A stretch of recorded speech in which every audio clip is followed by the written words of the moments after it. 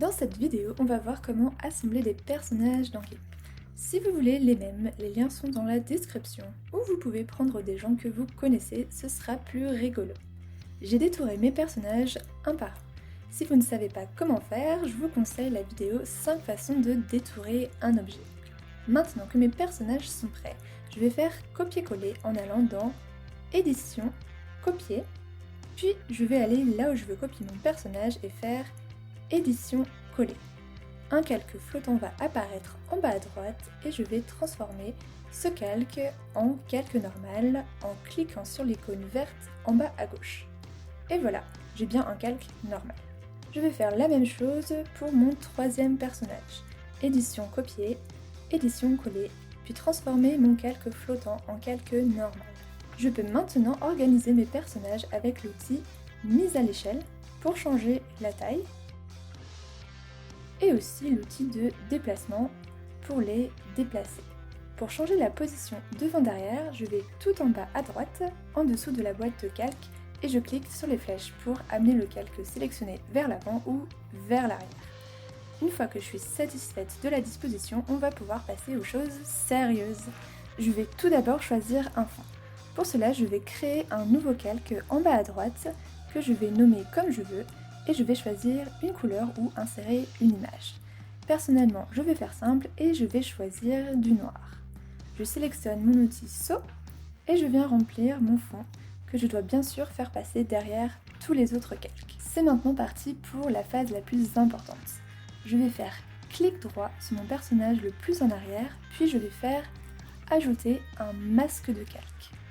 Je vais ensuite aller sélectionner l'outil dégradé, puis vérifier que je suis bien en noir et blanc. Puis aller ici, sélectionner PP vers AP. Premier plan vers arrière-plan. Vous allez ensuite cliquer pas loin de votre personnage et étirer votre curseur vers votre personnage. Vous êtes peut-être à l'envers comme moi, dans ce cas vous allez devoir inverser votre dégradé. Alors, il n'y a pas de technique particulière, si vous voulez un dégradé plus intense, vous pouvez le raccourcir. Et vous le faites bien sûr venir d'où vous voulez. Si vous avez réussi cette manipulation, félicitations, c'est l'étape clé. On va maintenant refaire exactement la même chose avec le personnage suivant. Donc, clic droit, ajouter un masque de calque et on fait notre dégradé. On note maintenant un petit problème. On voit le personnage du dessous au niveau des cheveux. On va donc revenir au premier personnage et saisir l'outil Gomme. Je vais maintenant changer la taille ici et je vais maintenant venir gommer la partie que je veux faire disparaître. Et voilà, on est tout bon. On passe maintenant au dernier personnage et on fait exactement la même chose. Et voilà, notre travail global est fini, mais on peut encore l'améliorer. Mais avant ça, je vais vous montrer pourquoi il faut absolument choisir la couleur de fond au début. Pour ça, je vais changer ma couleur et je vais prendre du jaune.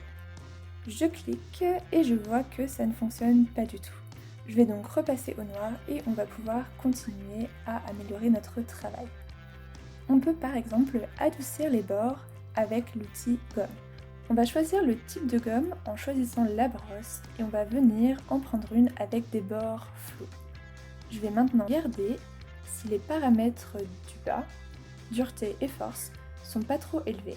Et je vais maintenant venir gommer la partie que je veux faire disparaître. Un autre outil que je veux vous montrer, c'est l'outil floutage.